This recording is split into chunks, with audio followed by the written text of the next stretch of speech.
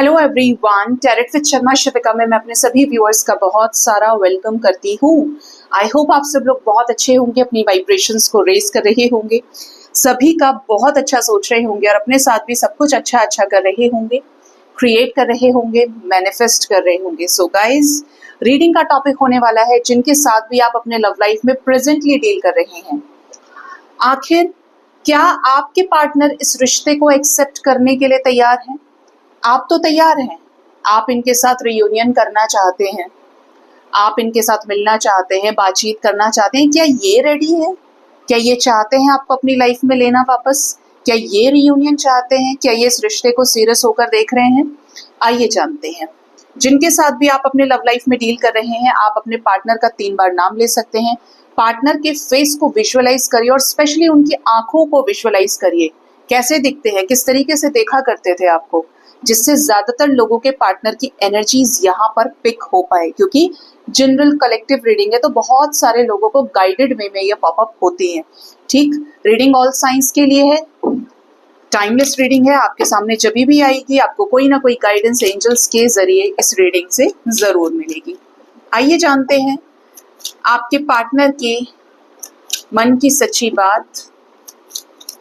Angels, मेरे viewers अपने partner के साथ रिकंसिलेशन चाहते हैं, काफी समय से सेपरेशन में है, परेशान है, इस रिश्ते में ब्लॉकेजेस है। क्या उनके पार्टनर चाहते हैं उनके साथ रियूनाइट होना? क्या उनके पार्टनर सीरियस हैं मेरे व्यूअर्स को लेकर, उनके साथ इस रिश्ते को लेकर? क्या एक्सेप्ट करना चाहते हैं मेरे व्यूअर्स को, रिटर्न आना चाहते हैं, क्या रियूनियन चाहते हैं?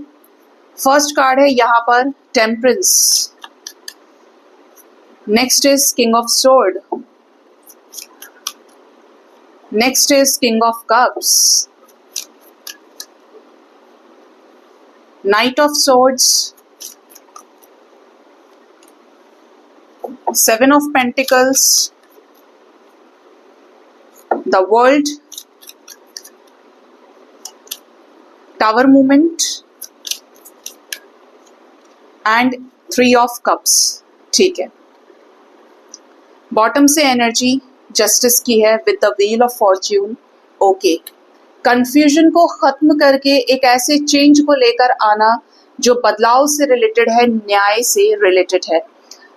वैसे तो ये जनरल रीडिंग है, कोशिश यही है कि ज्यादातर लोगों के पार्टनर की एनर्जीज को पिक किया जाए, लेकिन फिर भी यहाँ पर कुछ ऐसी चीजें निकल कर आई हैं जो मैं आपको बता देती हूँ क्या क्या है।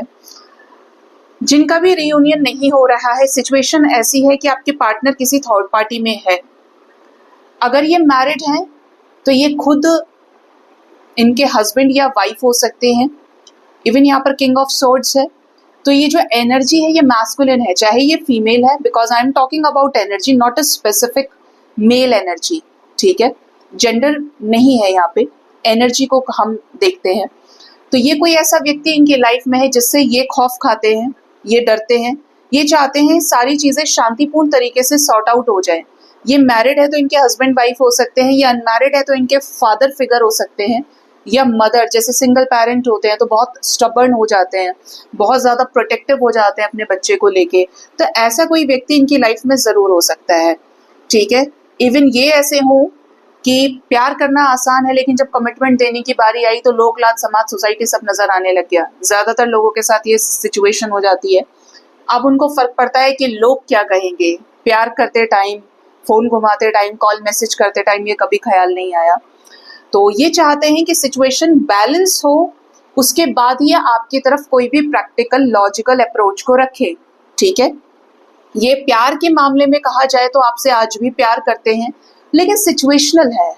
प्यार बहुत है, लेकिन सिचुएशंस के अंडर में आके इनका जो प्यार है वो ये दिखाना प्रेफर नहीं कर रहे हैं, या अपने मन में रख रहे हैं। क्योंकि king of cups is totally emotional and suppress करने वाली एनर्जी।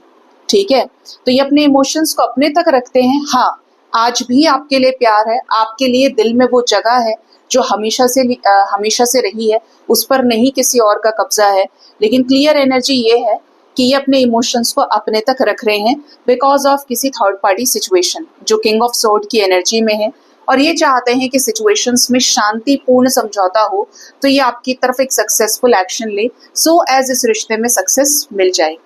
नाइट ऑफ सोर्ट्स की एनर्जी है, कभी कभी इन्हें ऐसा भी लगता है कि मैं क्या करूं, मैं बीच में फंसा हुआ हूं, कब तक चलेगा ऐसे, मैं इतनी अटकी हुई हूं इस सिचुएशन में, मुझे तुरंत कोई एक्शन ले लेना चाहिए। क्योंकि एक्शन की एनर्जी में नाइट ऑफ सोर्ट्स है, मतलब या तो ये अचानक से कोई एक्शन ले चुके हैं या आने वाले समय में ले लें, ऐसा पॉसिबल है। क्योंकि गुस्सा, एग्रेशन, किसी चीज को लेकर कॉन्फ्लिक्ट्स में आना, टैश में जो आने वाली एनर्जी है, it represents, knight of swords represents that टैश वाली एनर्जी। अचानक से जो कुछ हो तो इनको ऐसा लगता है कि ये तुरंत एक्शन ले लें, लेकिन फिर ये दूसरे ही पल ऐसी एनर्जी में भी चले जाते हैं जहां पर ओवर थिंकिंग है बरसों से, 7 महीने, 7 साल, 7 हफ्ते, कि जैसे फिर एक ओवर थिंकिंग की यार क्या सही रहेगा एकदम से अचानक से एक्शन लेना।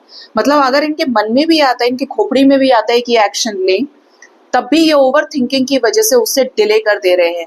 ये बहुत बड़ा रीजन हो सकता है ऐसे लोगों का जिनके पार्टनर उनसे प्यार तो करते हैं, लेकिन आपके कनेक्शन में ये अपनी ही तरफ से डिले कर रहे हैं सभी एक्शंस को, चाहे वो कॉल मैसेज है, चाहे वो रीयूनियन है, बट इनकी तरफ से चीजें डिलेड है बिकॉज ऑफ ओवर थिंकिंग। ठीक है, आपके पार्टनर आपको छुप छुप के स्पाई करते हैं क्लैरिटी लेने के लिए, एक्शन के लिए सोचते हैं। इवन हर एक चीज पर बोलते हैं ना, दूध का जला छाछ भी फूक फूक के पीता है, तो यही आपके पर्सन की एनर्जी है कि ये छुपकर आपको स्पाई करते हैं। ठीक है, ये नजर रखते हैं आपके ऊपर। समवेयर इनको आज भी ऐसा लगता है कि आपके साथ कंप्लीशन फील करते हैं तो आना आपकी तरफ है, लेकिन सारे पैंतरे अपना के तब आपके पार्टनर आपकी तरफ आए। मतलब पूरी तरीके से ना एक माइंडफुल एनर्जी है जिसमें माइंड गेम्स बहुत ज्यादा है, प्लानिंग एनर्जी बहुत ज्यादा है। चाहे ये अच्छे प्लान मेकर हो या ना हो, लेकिन ये सोचते बहुत है। ठीक है, करने से ज्यादा सोचने की एनर्जी है यहाँ पे। ठीक है, इवन आप लोगों के लाइफ में ऑलरेडी किसी तरीके का साइकिल खत्म हुआ है, बुरी तरीके से टावर मूवमेंट आया है। जब ये रिश्ता सक्सेसफुल होने वाला था, अपने नेक्स्ट स्टेप पर जाने वाला था, चाहे वो शादी हो कि आपके साथ शादी होनी है, रोका होना है, एंगेजमेंट है, या फिर आपके साथ आगे रीयूनियन में जाना है, फैमिली बननी है। ऐसा भी हो सकता है कि कुछ लोगों के पार्टनर ने आपके साथ रोका तोड़ दिया हो, एंगेजमेंट तोड़ दिया हो, बैक आउट किया हो इस रिश्ते से।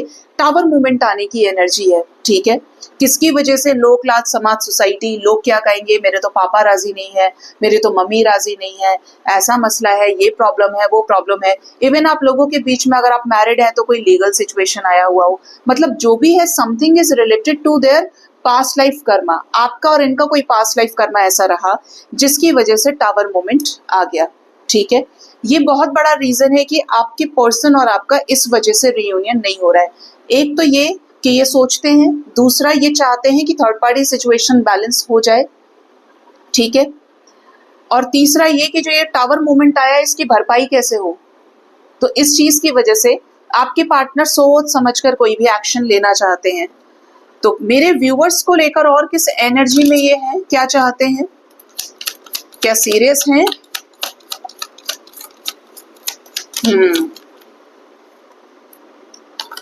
बेकार पार्टनर हैं आपके। बेकार इसलिए क्योंकि एक तो मैं क्लियर बोलती हूँ और जैसी एनर्जी है उस हिसाब से मुझे पता पड़ जाता है।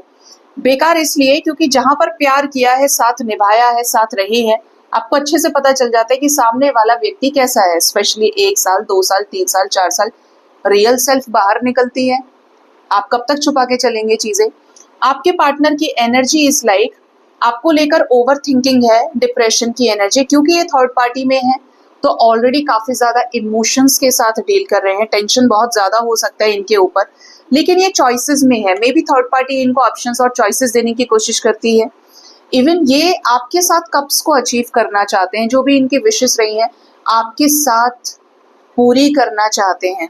ठीक है, किस रूप में? रीयूनियन के रूप में। इवन यूनिवर्स भी इनके मैस्कुलिन और फेमिनिन साइड को बैलेंस करे कि भाई जाग जा, अगर उससे प्यार है, तुम उसके हो, वो तुम्हारा है या तुम्हारी है, तो आगे बढ़ो। कब तक रहना है इस सिचुएशन में?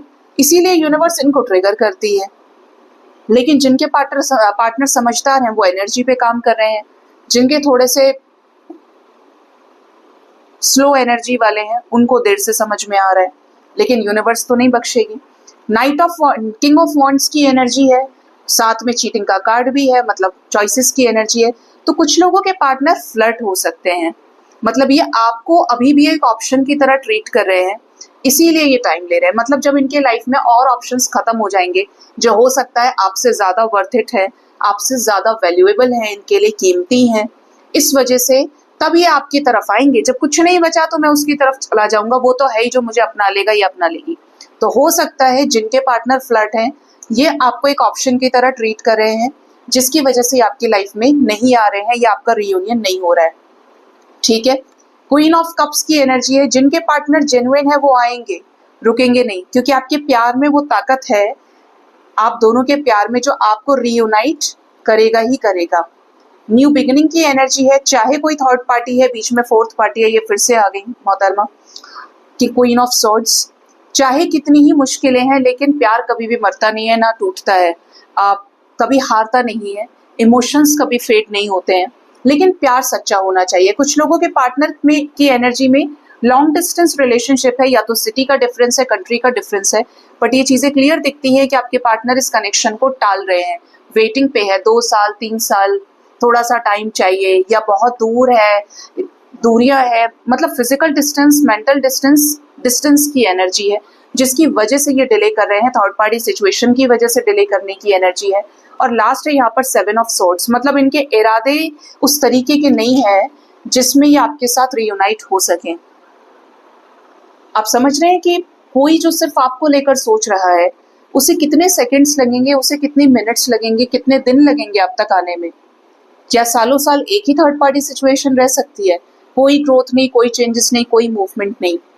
ऐसे में आपके पार्टनर की एनर्जी सही नहीं है, मतलब इनकी एनर्जी में चीटिंग वाइब्रेशन है, ये कार्ड ही चीटिंग का है। आपसे कुछ चीजें छुपाई जो सरफेस पे आ गई, जानबूझकर एक्शन नहीं ले रहे हैं, आते आते आपसे बैकआउट कर जा रहे हैं, ये मतलब टाइप कर रहे हैं मैसेज, अनब्लॉक कर रहे हैं, फिर वापस से ब्लॉक कर रहे हैं अपनी मर्जी से, आए तो चले गए, और आए ही नहीं, बैक कर लिया तो फिर कांटेक्ट ही नहीं किया। तो ये भी एनर्जी है, मतलब कुछ लोगों के पार्टनर तो जेन्युइन हो सकते हैं, लेकिन कुछ लोगों के पार्टनर के इरादे सही नहीं है, जिसकी वजह से ये आपकी तरफ एक्शन नहीं ले रहे, या ये इस वक्त आपके साथ रीयूनाइट होने के लिए तैयार नहीं है।